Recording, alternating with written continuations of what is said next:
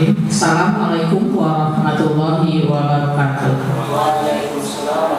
Alhamdulillah wa syukurillah, asyhadu an la ilaha illallah wa asyhadu anna Muhammadar Rasulullah la nabiyya ba'da.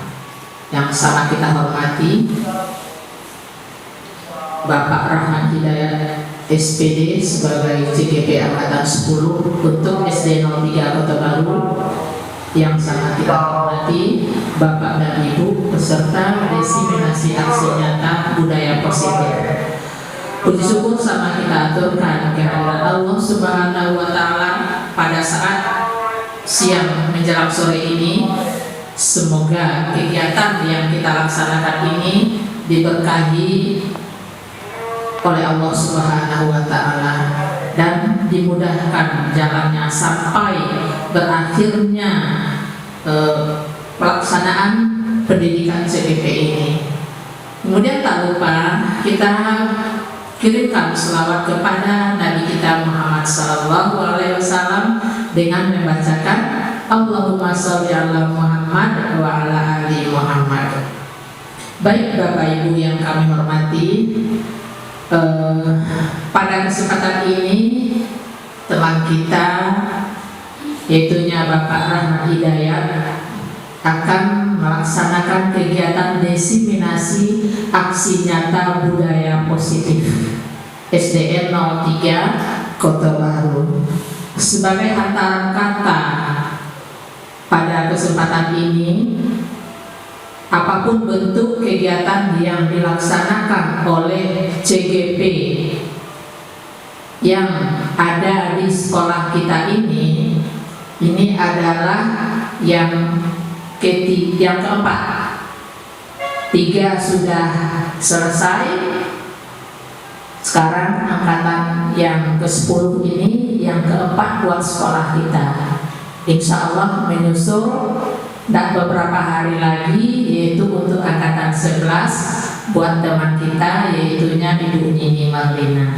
Semoga masih ada juga kegiatan-kegiatan yang disediakan oleh pemerintah untuk menunjang proses pendidikan kita demi majunya bangsa Indonesia. Adapun desiminasi itu berasal dari bahasa dissemination yang artinya suatu kegiatan yang dilakukan kepada sesuatu kelompok atau kepada individu ya, agar kelompok atau individu tadi bisa memperoleh informasi ya, mendapatkan informasi dari yang melakukan desiminasi sehingga timbul kesadaran untuk menerima dan akhirnya memanfaatkan informasi tersebut. Nah, itu yang arti daripada desiminasi.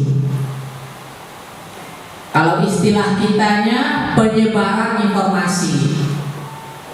Terkait dengan apa? Yaitu terkait dengan budaya positif. Budaya positifnya di mana? Di lingkungan sekolah kita. Apa budaya positif yang ada di lingkungan sekolah kita ini? Maka itu kita sama-sama mempelajarinya, kita budayakan buat anak-anak kita. Contohnya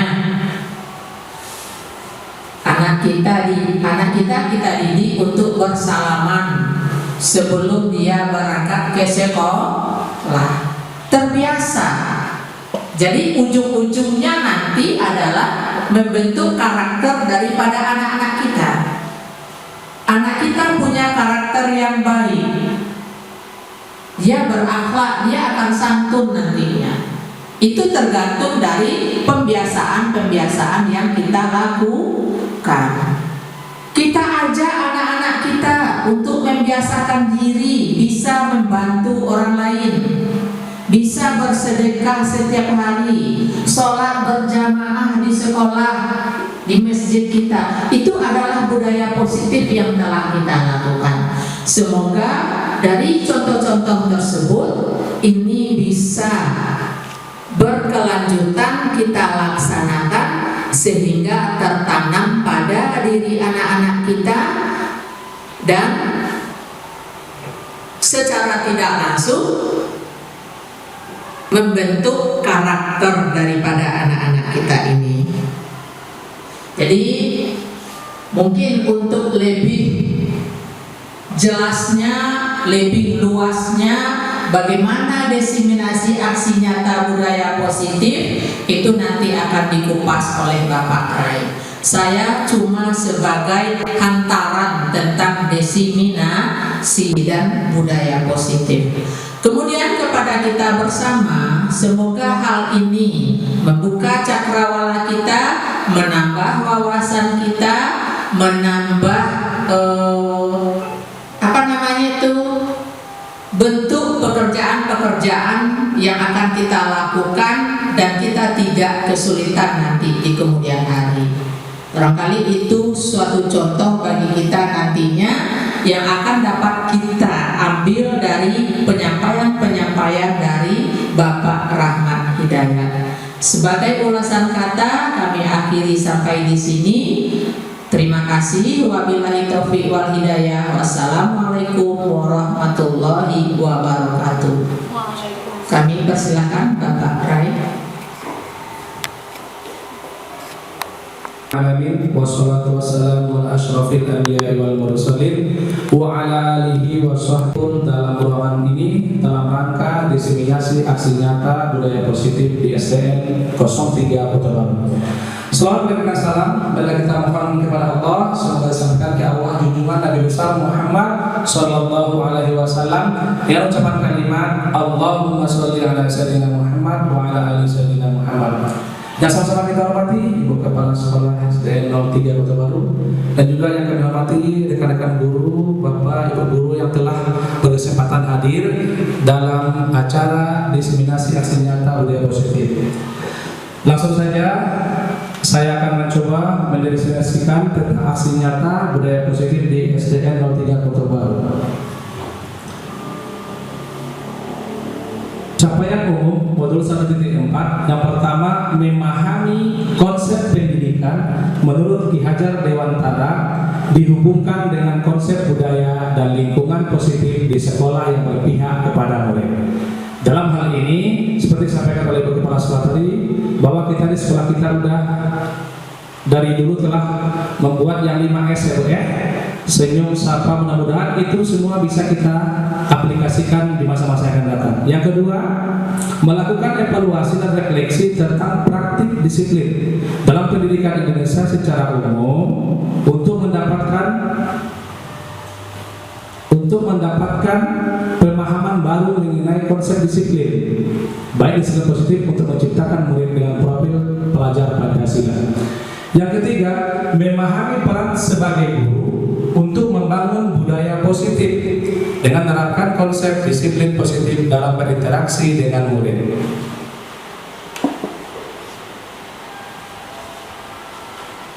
Menurut KHD Ki Hajar Dewantara, tujuan pendidikan adalah untuk menuntut segala kekuatan kodrat yang ada pada anak-anak kita, agar mereka sebagai manusia dan anggota masyarakat dapat mencapai keselamatan dan kebahagiaan yang setinggi-tingginya, baik sebagai manusia maupun sebagai anggota masyarakat. Oleh sebab itu, pendidikan itu hanya menuntut tumbuh atau hidupnya kekuatan kodrat yang ada pada anak-anak, agar dapat memperbaiki lakunya, bukan dasarnya hidup dan tumbuhnya kekuatan kodrat anak. Seperti disampaikan bahwa kita disuruh untuk menuntut. Jadi menurut KHD itu, kita sebagai seorang pendidik, kita disuruh untuk menuntut segala kodrat. Dia seperti disampaikan kemarin itu, ada kodrat itu terbagi dua. Yang pertama kodrat alam dan kodrat zaman. Jadi ketika zaman itu berkembang, berganti tahun berlalu, kita akan menyesuaikan dengan itu. Jadi sama kayak kurikulum kemarin kita ada kurikulum 2006, ada kurikulum 2013, sekarang ada Kumer. Jadi sesuai dengan tingkat zamannya. Begitu juga kita mendidik, menuntut bahwasanya kita akan membentuk anak itu sesuai dengan kodrat yang dimilikinya. Maksudnya di sini apa? Potensi yang dimiliki oleh anak kita kembangkan dengan cara apa yang dia mau. Dengan istilah kata itu menghamba kepada murid. Dalam artian bagaimana? Kita bukan menghamba atau sampai bukan, tapi itu kan kiasan. Menghamba kepada murid adalah kiasan. Yang artinya bagaimana kita menginginkan apa kemauan anak itu. Itu yang sepertinya menuntun sesuai dengan kodratnya. Kita lanjut. Perubahan paradigma, kegiatan kepalan tangan.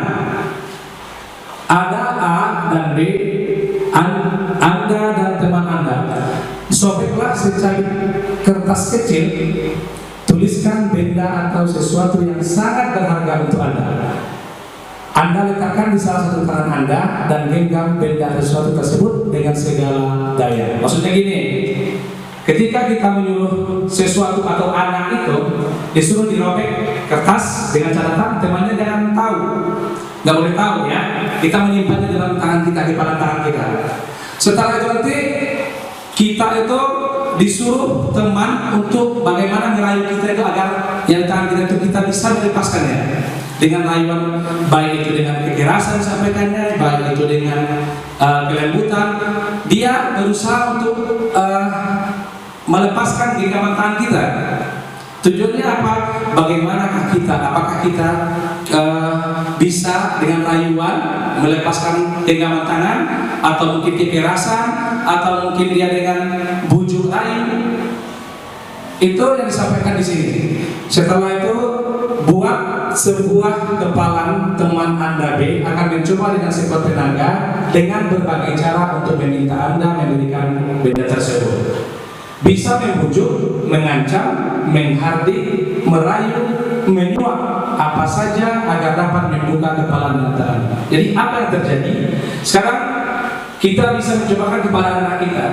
Kita mau menilai bagaimana anak kita itu cara dia merayu temannya. Nilai-nilai yang kita hargai adalah nilai-nilai kebajikan, sifat positif manusia yang merupakan tujuan mulia yang ingin dicapai setiap individu. Yaitu apa nilai itu? Nilai-nilai yang ada dalam profil pelajar Pancasila. Seperti yang kita biasa lakukan, bahwasanya ada beberapa nilai yang terdapat dalam profil pelajar Pancasila. Ada nilai-nilai kebajikan. Yang pertama, nilai-nilai kebajikan adalah sifat-sifat positif manusia yang merupakan tujuan mulia yang ingin dicapai setiap individu. Nilai-nilai tersebut bersifat universal, menyeluruh dan lintas bahasa, suku, bangsa, agama maupun latar belakang. Maksudnya, ketika nilai kebajikan itu bersifat positif, itu harus universal, harus bermanfaat orang semua. Jangan untuk satu golongan saja, jangan untuk satu suku saja, satu agama saja, tapi sikapnya adalah universal atau menyeluruh. Yang kedua, setiap perilaku atau perbuatan memiliki suatu tujuan. Itu menurut Dr. William Glasser. Yang ketiga, dengan mengaitkan nilai-nilai kebajikan yang diyakini seseorang, maka motivasi intrinsiknya akan terbangun. Maksudnya apa? Ketika nilai-nilai kebajikan diyakini seseorang, dia akan menimbulkan motivasi buat dirinya. Motivasi intrinsik dari dalam diri dia. Dia akan termotivasi. Contohnya, saya hari ini mendapat nilai 100. Karena ada nilai 100, dia dalam dirinya sendiri, bukan ada orang lain yang menyuruh dia. Dia akan belajar lagi di rumah, terus mengontrol dirinya lagi, belajar lagi. Tujuannya apa? Agar hari-hari berikutnya dia bisa mempertahankannya. Itu disebut dengan motivasi intrinsik. Posisi dalam intrinsik itu kan dari dalam diri kita sendiri, tanpa ada dari orang lain, sehingga menggerakkan motivasi diri dalam untuk dapat mencapai tujuan mulia yang diinginkan. Yang keempat, nilai-nilai kebajikan yang ingin dicapai oleh setiap anak Indonesia kita kenal dengan profil pelajar Pancasila.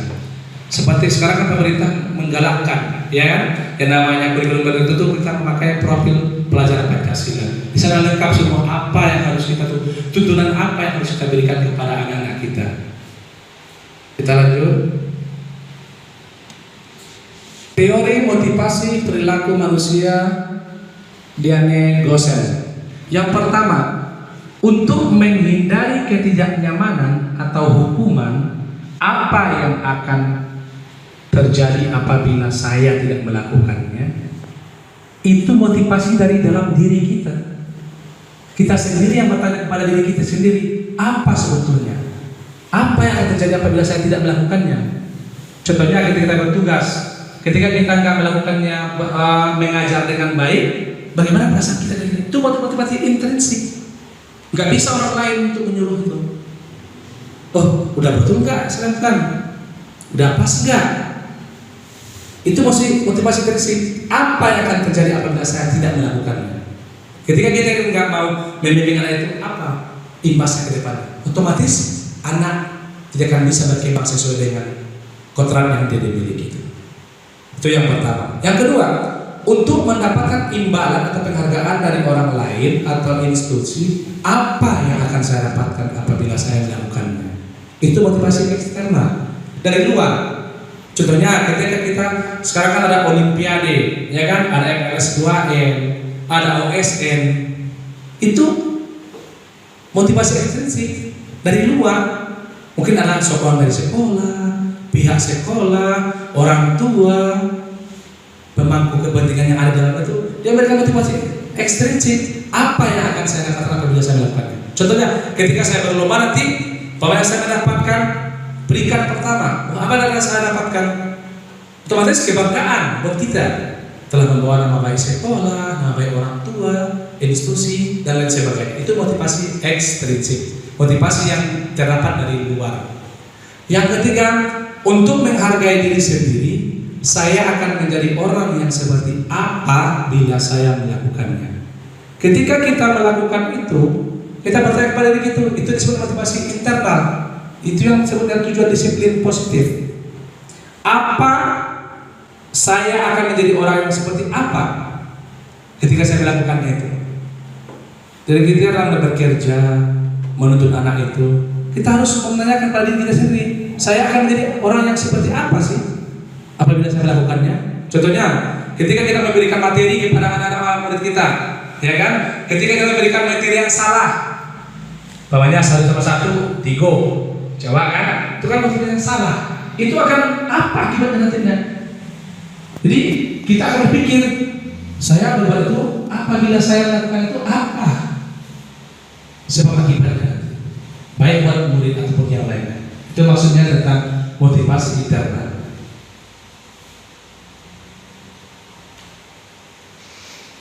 Terus kita lihat dihukum oleh penghargaan, bahwa penghargaan berlaku sama dengan hukuman.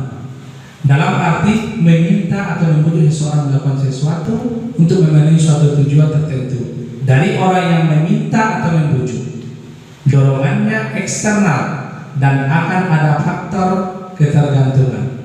Beberapa dampak dari pemberian penghargaan. Kita lihat hukuman oleh penghargaan. Yang pertama, penghargaan yang membujuk. Maksudnya bagaimana? Ketika kita berikan penghargaan itu, dia merasa terhukum. Tahun besok saya bisa nggak mendapatkan itu? Sudah juara kelas ya. Sebentar sekarang dia juara. Cara kasih penghargaan itu rasa menghukum buat dia. Dia nggak bisa main-main lagi. Oh, berarti saya semester besok harus lebih giat lagi, lebih rajin lagi belajar, lebih banyak lagi referensi buku saya. Kenapa? Karena rasa perlu penghargaan hukum. Itu yang pertama.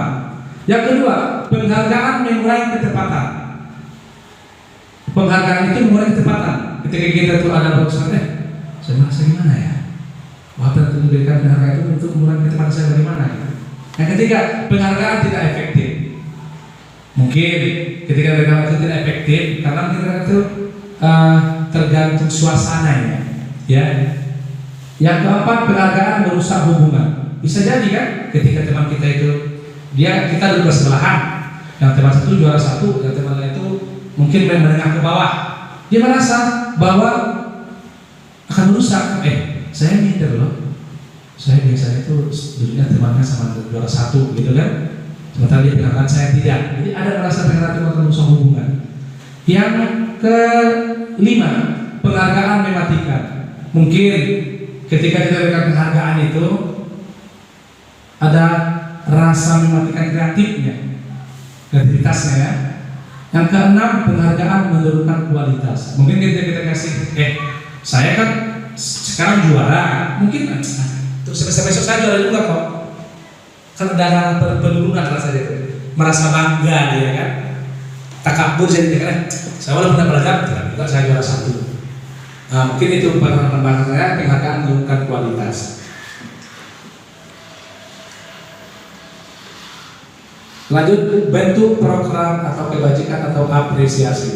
Yang pertama kita lihat, apakah bentuk apresiasi itu ada 5. Yang pertama, beri pengakuan secara khusus. Ketika anak-anak kita itu memang lebih daripada yang lain, kita beri apresiasi aja, beri pengakuan secara khusus. Oh, kamu memang pintar nak ya. Tujuannya apa? Itu apresiasi namanya, kebajikan yang kita lakukan. Yang kedua, beri pengakuan secara pribadi. Mungkin bisa jadi itu tergantung kita. Mungkin kita panggil, kalau kita istilah merasa nanti kalau kita panggil di dalam kelas merasa teman-teman yang rendah, kan bisa kita bawa ke dalam kantor. Ya kan? Nanti pas istirahat, nah, tolong temui ibu nanti ya, tolong temui bapak nanti di kantor ya, ada yang mau bapak sampaikan. Kan bisa. Jadi apa itu tergantung kita gitu. Kalau kita merasa bahwa nanti kalau kita sampaikan di dalam kelas, otomatis yang lain akan minder, ya kita apresiasi pas ketika jam istirahat atau jam pulang, kita panggil itu secara pribadi antara murid dengan kita aja, yang lain tidak boleh tahu. Yang ketiga, beri pengakuan kepada secara bergantian. Mungkin kita tidak memberikannya kepada orang yang terpintar saja, kepada orang kita kasih. Cuma mungkin porsinya berbeda ya. Jadi kita memberikan sesuatu makanan kepada mungkin dia 3 buah, ini mungkin 1. Tuan intinya apa? Sama-sama kita beri. Itu dia secara bergantian. Yang keempat, beri pengakuan secara konsisten. Kalau memang dia membantu kita apresiasi, memang jangan ada-ada. Itu maksudnya konsisten kita berikan. Kalau memang itu pasti memang buat dia, kita berikan. Itu yang konsisten. Terus fokus kepada proses. Ketika kita memberikan sesuatu itu, apa tujuan kita? Prosesnya bagaimana? Apakah proses itu akan menurun atau meningkat? Menambah semangat atau tidak? Makanya fokus kepada proses. Ini adalah perbedaan hukuman dan konsekuensi. Kita lihat hukuman sebelah kiri, konsekuensinya sebelah kanan. Sesuatu yang meyakinkan harus terjadi, itu adalah hukuman. Konsekuensinya apa? Sesuatu harus terjadi. Jadi perbedaan. Terus perbedaan antara hukuman dan konsekuensi. Kita dapat membaca, melihat, oh selama ini kita lakukan, umpamanya ketika kita berikan hukuman, oh ini hukuman. Rupanya bukan hukuman, konsekuensi. Contohnya ada datang terlambat. Apakah itu hukuman? Oh, datang terlambat apakah itu hukuman? Menurut Bapak Ibu, hukuman tak? Kalau itu datang terlambat. Kita lihat perbedaan hukuman dan konsekuensi. Konsekuensi berarti ada peraturan yang sebelum itu kita buat. Itu konsekuensi. Hukuman bisa saja tanpa kita buat. Contohnya anak, ada salah anak kita langsung spontan hukuman. Kalau konsekuensi sebelumnya sudah kita buat. Contohnya seperti di SD kita, bel masuk 7.10. Itu konsekuensi. Udah dibuat sebelumnya. Kalau hukuman itu udah. Contohnya ada anak yang terlambat. Karena kan berbagai macam kita bikin hukumannya. Itu hukuman. Beda dengan konsekuensi. Jadi konsekuensi itu setelah kita buat. Yang kedua, membuat anak sakit baik fisik maupun hati untuk jangka waktu lama. Konsekuensi apa? Membuat anak mereka tidak nyaman dalam waktu yang pendek. Itu konsekuensinya. Kita lihat ketiga, anak membenci kedisiplinan. Konsekuensinya anak menghargai disiplin. Yang keempat, paksaan. Sementara konsekuensi itu stimulus, kita berikan sangat, tanggapan. Apapun yang terjadi pada itu kita tanggapi. Berikutnya, mendorong anak menyakiti diri sendiri. Konsekuensinya apa? Mendorong anak agar mudah menyelesaikan diri. Jadi perbedaan konsekuensi dengan hukuman itu bertolak belakang. Kita lihat lagi konsep diri yang buruk, konsep diri yang baik. Jadi bersebelahan, berlawanan antara hukuman dan konsekuensi. Terus anak belajar untuk menyembunyikan kesalahan. Itu hukuman. Dia belajar dia tuh ada menyembunyikan kesalahan. Contohnya pecah kaca, saya nggak berbuat pak, menyembunyikan dia. Konsekuensinya apa? Anak belajar untuk mematuhi peraturan. Itu perbedaan antara hukuman dengan konsekuensi. Terakhir, marah, rasa bersalah, dipermalukan, merasa tak dihargai, itu adalah sebuah hukuman. Konsekuensinya apa? Kehilangan hak, dibuat tidak nyaman, diasingkan untuk sementara. Jadi konsekuensi atau hukuman dengan hukuman dan konsekuensi itu sangat bertolak belakang. Berikutnya, tindakan guru dan hukuman atau konsekuensi. Yang pertama, mencatat 100 kali di dalam buku kalimat, saya tidak akan terlambat lagi karena terlambat ke sekolah. Sering kita dulu ya, waktu kita dulu itu disuruh ke sekolah atau disuruh dengan gurunya, tolong dibuat perjanjian dengan bapak. Besok saya tidak akan datang terlambat. Sampai 1 buku dalam itu tindakan dengan guru. Hukumannya apa? Itu hukuman oleh konsekuensi. Jadi awal semua kalau tuh mencatat saya tidak mengulangi perbuatan ini lagi, saya tidak sampai setelah itu hukuman berkonsekuensi. Kita lihat nomor 2, lari mengelilingi lapangan basket 2 kali karena terlambat hadir di sekolah. Kan sedikit dulu tuh, yang dulu bapak ibu ya. Makanya pendidikan itu terus berkembang. Kalau dulu itu kan kayak gitu, terlambat kita disuruh lari. Orang udah pemanasan. Mungkin tujuan itu apa? Ketika apalagi ini bisa dipakai untuk di olahraga. Ketika temannya udah pemanasan, dia baru datang. Ya kan? Jadi disuruh oleh gurunya, ayo kamu lari ke lapangan. Tujuannya apa? Agar dia berkeringat juga. Tapi itu sebuah hukuman, bukan konsekuensi. Di salah satu kita salah dalam penaksirannya. Yang ketiga, murid diminta untuk push up 15 kali karena tidak menggunakan masker ke sekolah. Itu hukuman juga. Apakah orang lain bisa mengontrol kita? Tidak. Silakan satu rumah aja kita nggak bisa, ya kan? Suami istri nggak bisa mengontrolnya. Kenapa? Karena itu hak kita masing-masing. Jadi ketika berasumsi bahwa saya bisa mengontrol itu salah. Kita nggak bisa berbuat apa-apa.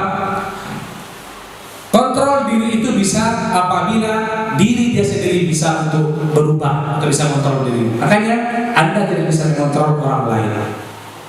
Jadi pas selama ini, oh saya hebat kan, saya kan punya jurus, punya ini bisa mengontrol orang lain. Jangan, itu salah persepsinya.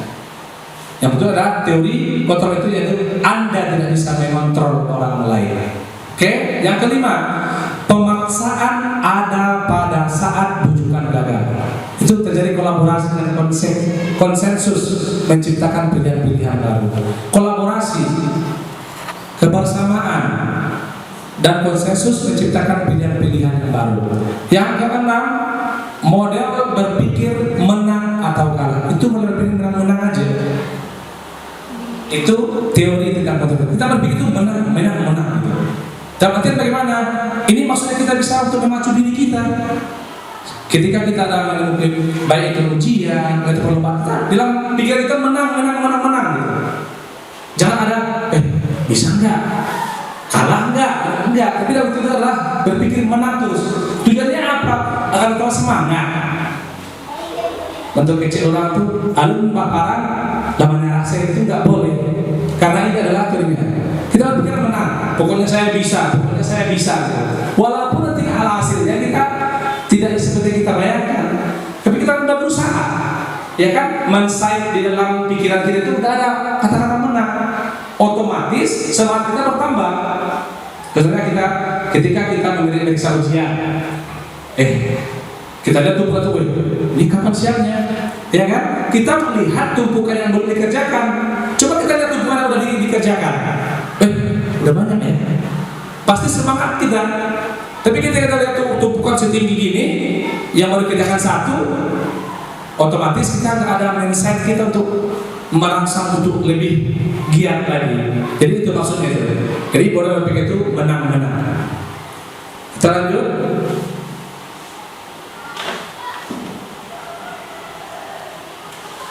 Ada beberapa di sini pertanyaan tematik. Nanti mohon kepada Bapak Ibu menjawabnya. Jawabnya nanti jawab dari tempat duduk aja. Silakan dibaca dulu. Ada 3. Kita boleh ya, yang namanya pendapat nggak akan sama. Boleh. Jadi saya minta kepada Bapak Ibu, silakan amati pertanyaan yang tematik yang 3. Mohon nanti tanggapan, jawaban atau respon dari Bapak dan Ibu. Setuju atau tidak setuju, boleh ditulis dari jawabannya, boleh disampaikan secara lisan. Yang pertama, memberi penghargaan dapat meningkatkan motivasi belajar murid. 2. Pemberian hukuman dengan hal positif seperti membaca atau membersihkan halaman sekolah dapat meningkatkan disiplin murid. Yang ketiga, hukuman dapat mendisiplinkan murid. Silakan diamati dulu Bapak Ibu. Ada 3 pertanyaan tematik. Menurut pendapat Bapak Ibu, apakah setuju atau tidak? Kalau tidak setuju, apa alasannya? Kalau setuju, apa alasannya?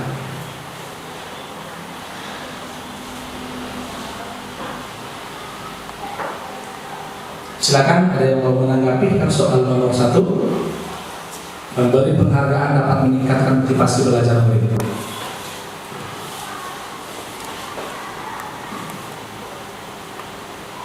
Yang kedua, pemberian hukuman dengan hal positif seperti membaca atau membersihkan halaman sekolah dapat meningkatkan disiplin murid. Yang ketiga, hukuman dapat mendisiplinkan murid.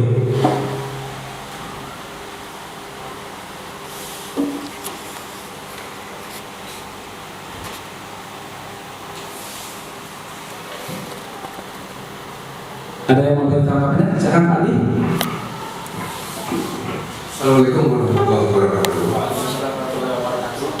Saya ingin memberikan tentang yang nomor 1 ya Pak. Saya tidak setuju dengan memberikan penghargaan dapat meningkatkan motivasi belajar murid. Kenapa demikian? Pada saat kita memberikan penghargaan kepada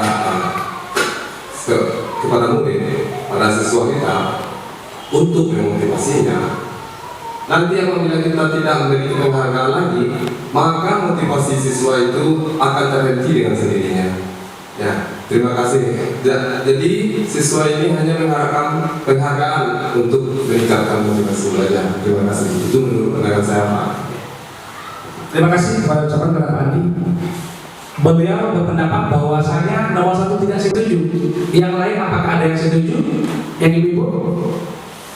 Oke, silakan Bu Ijaz. Bismillahirrahmanirrahim. Assalamualaikum warahmatullahi wabarakatuh. Waalaikumsalam warahmatullahi wabarakatuh. Baik Pak, di sini ingin menanggapi terkait memberi penghargaan dapat meningkatkan motivasi belajar murid. Nah, penghargaan di sini mungkin bisa dimaksud dengan apresiasi. Jadi penghargaan itu tidak hanya berupa hadiah, reward, bisa juga berupa apresiasi, berupa kata-kata. Misalnya ketika kita melihat murid kita datang tepat waktu, kita puji, kita apresiasi, itu akan meningkatkan motivasi belajar dari murid kita. Jadi terkait yang nomor 1 yang setuju, yang kedua dan ketiga juga setuju. Terima kasih. Ada beberapa pendapat ya, bahwasanya Pak Andi katanya memberi penghargaan dapat meningkatkan motivasi belajar. Sebetulnya yang sampaikan betul disampaikan oleh Ibu Angel, dia kan bukan dalam bentuk benda saja, apresiasi. Ketika seseorang itu dia memiliki nilainya yang rendah, dengan yang tinggi kan kita takut nanti ada perbedaan ya Pak Dia, begitu Mas Pak Andi ya, ketika kita memberikan kepada yang jatuh, kok yang dapat juara dapat hadiah ya kan.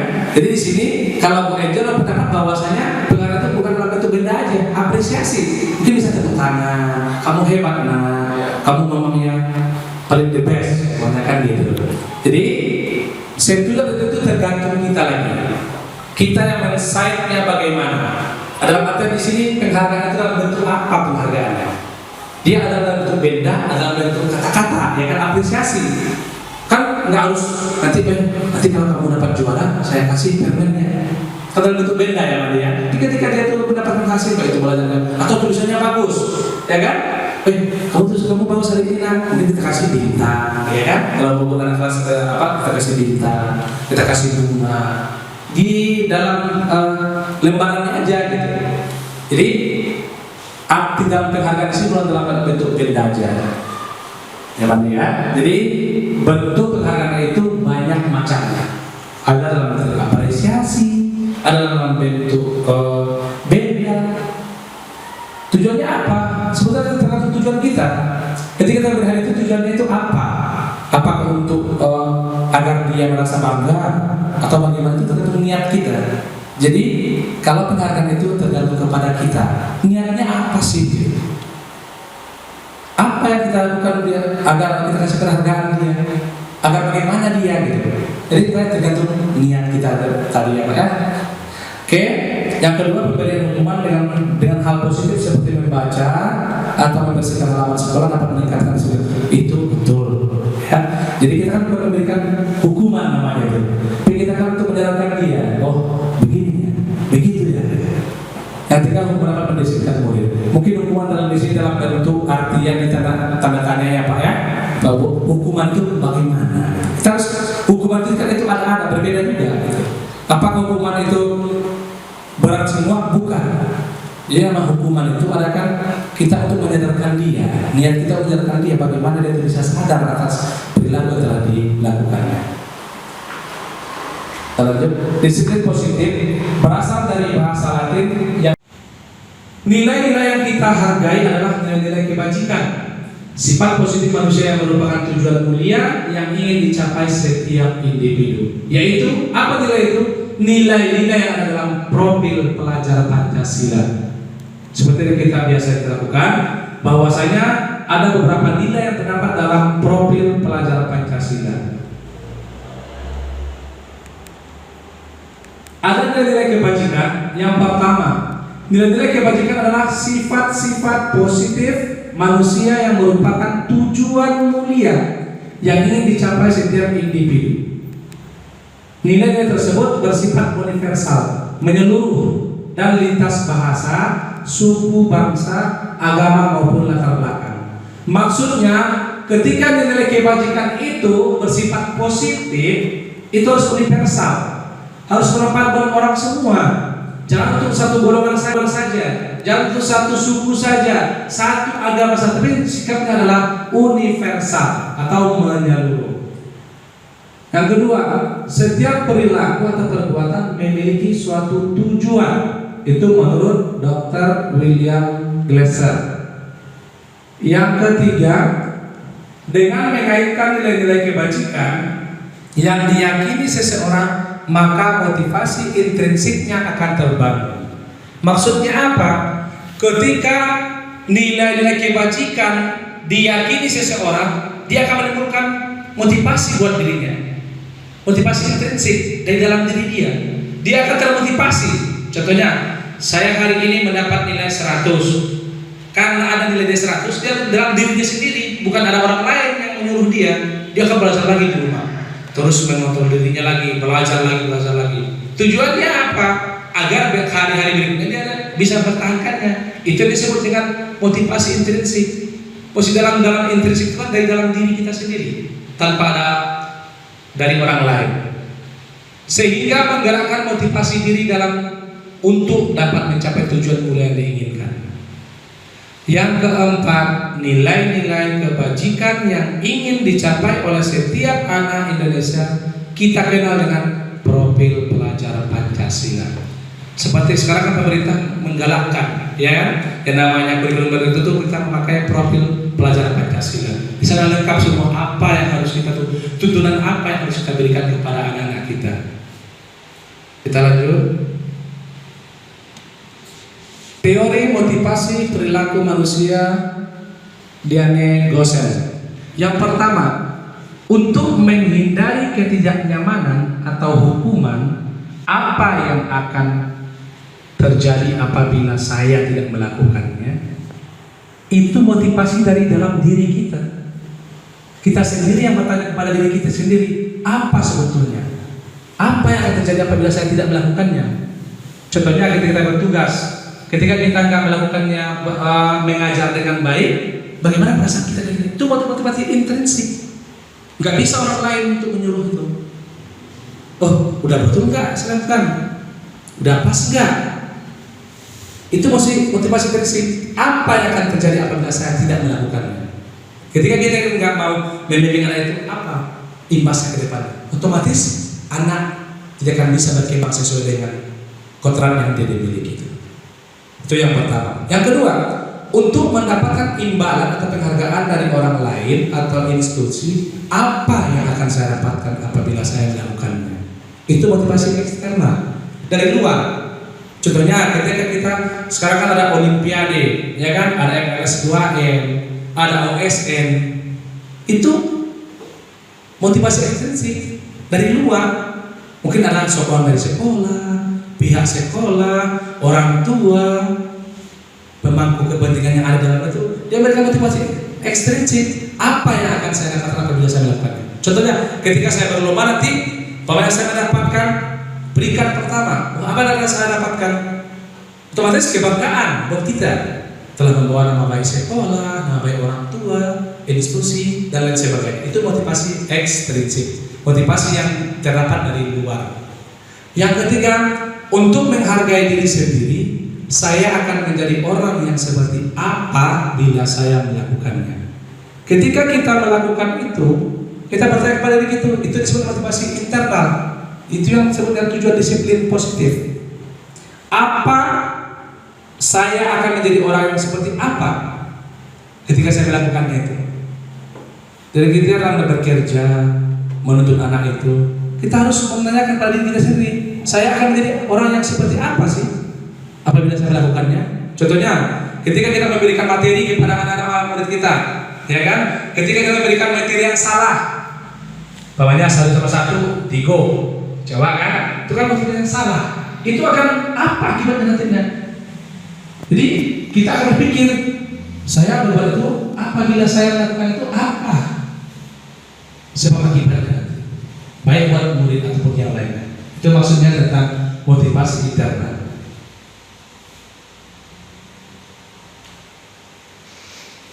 Terus kita lihat dihukum oleh penghargaan, bahwa penghargaan berlaku sama dengan hukuman. Dalam arti meminta atau membujuk seseorang melakukan sesuatu untuk memenuhi suatu tujuan tertentu dari orang yang meminta atau membujuk. Dorongannya eksternal dan akan ada faktor ketergantungan. Beberapa dampak dari pemberian penghargaan. Kita lihat hukuman oleh penghargaan. Yang pertama, penghargaan yang membujuk. Maksudnya bagaimana? Ketika kita berikan penghargaan itu, dia merasa terhukum. Tahun besok saya bisa nggak mendapatkan itu? Sudah juara kelas ya. Sebentar sekarang dia juara. Cara penghargaan itu masa menghukum buat dia.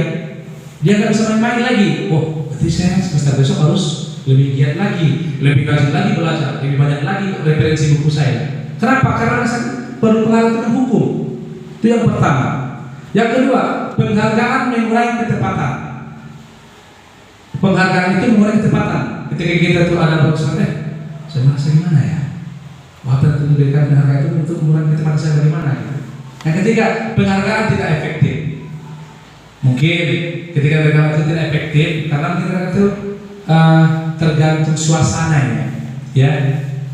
Yang keempat, penghargaan merusak hubungan. Bisa jadi kan, ketika teman kita itu kita duduk sebelahan, yang teman satu juara 1, yang teman lain itu mungkin menengah ke bawah.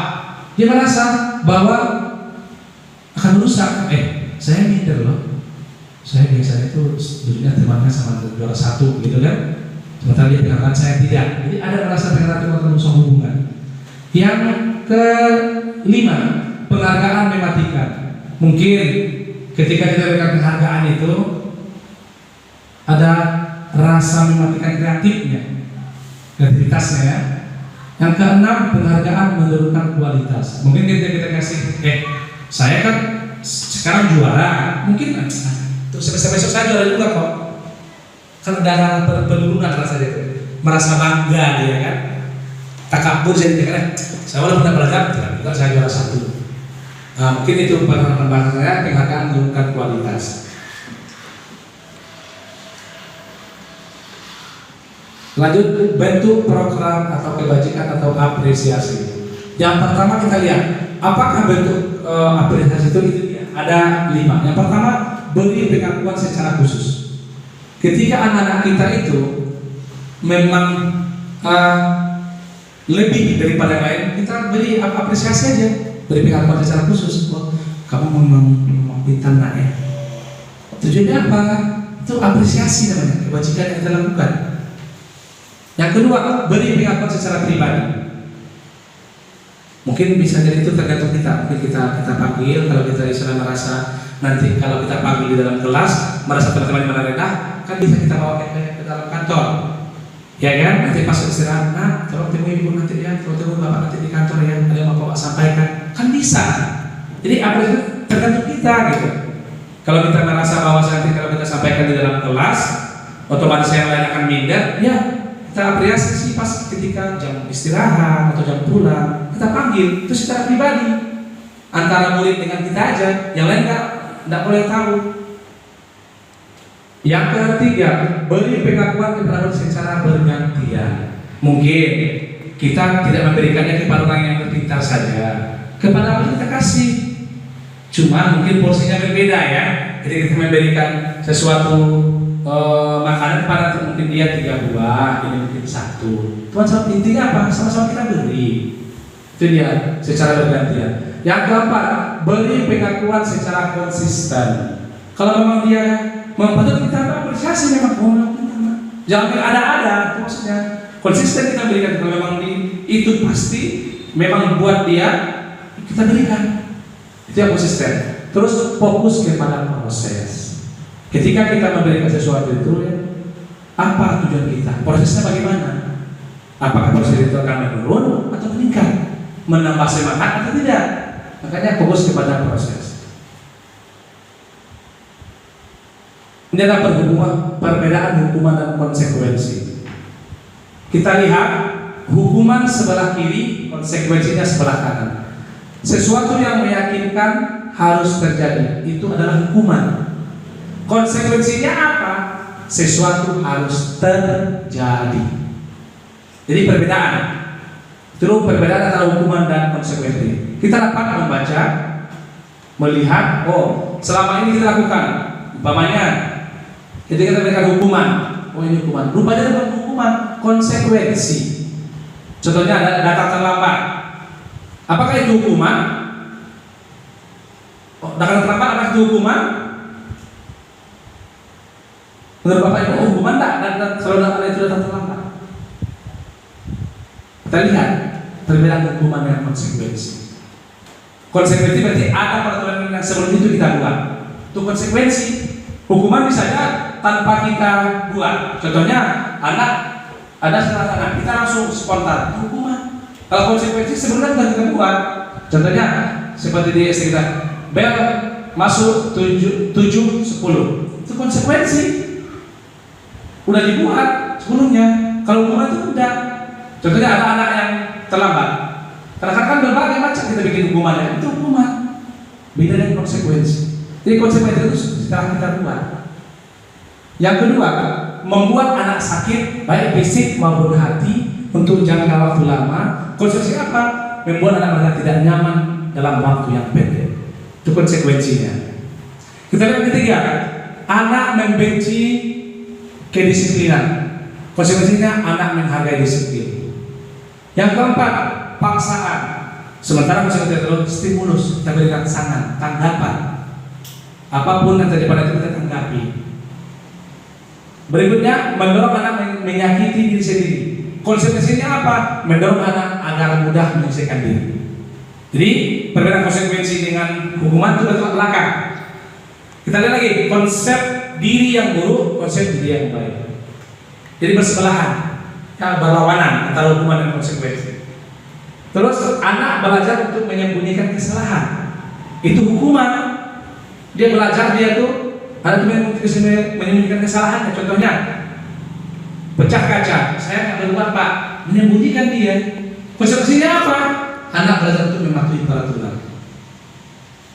Itu perbedaan antara hukuman dengan konsekuensi. Terakhir, marah, rasa bersalah, dipermalukan, merasa tak dihargai, itu adalah sebuah hukuman.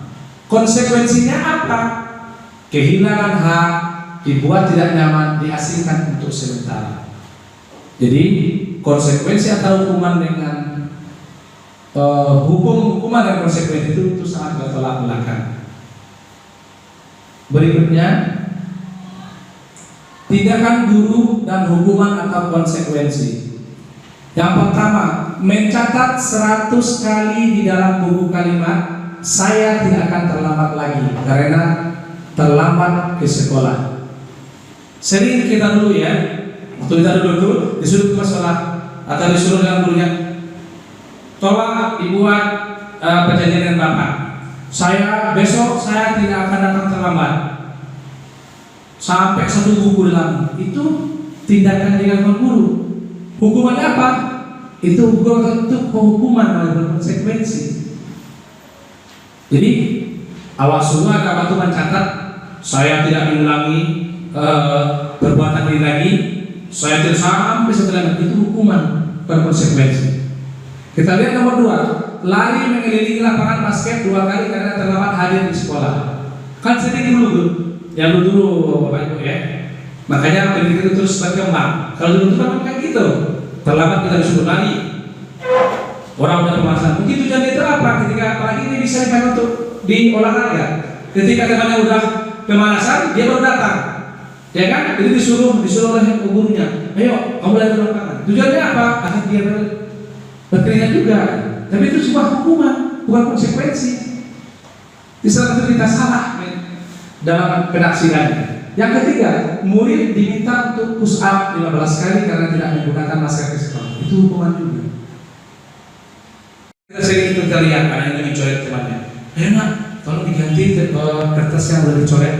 Itu konsekuensi. Apa konsekuensinya? Ketika kita berusaha kita harus menggantinya. Itu konsekuensi, bukan hukuman. Itu perbedaan antara hukuman dengan konsekuensi. Kita lihat kasus nomor 4. Membersihkan tumpahan air di meja tulis karena tersenggol pada saat belajar. Itu konsekuensi. Contohnya, ketika teman itu menaruh air mineral atau minumnya di mejanya, kita pasti tersenggol. Kita nggak sengaja. Kita coba ambil ngelap atau tisu. Itu konsekuensi, bukan hukuman. Kita lihat yang kasus nomor 5. Murid disuruh untuk tidak mengenakan sepatu seharian di sekolah karena tidak mengenakan sepatu hitam. Itu hukuman. Ada dia cuma posisinya sebagai pemantau, ada membuat merasa bersalah atau menghakimi, ada sebagai teman dan ada sebagai manajer. 5 posisi kontrol itu kita lihat. Ada motivasi itu guru berkata, guru berbuat. Ini bisa kita buat, kita lihat penghukumnya. Menghargai, menghardik, menunjuk itu penghukum.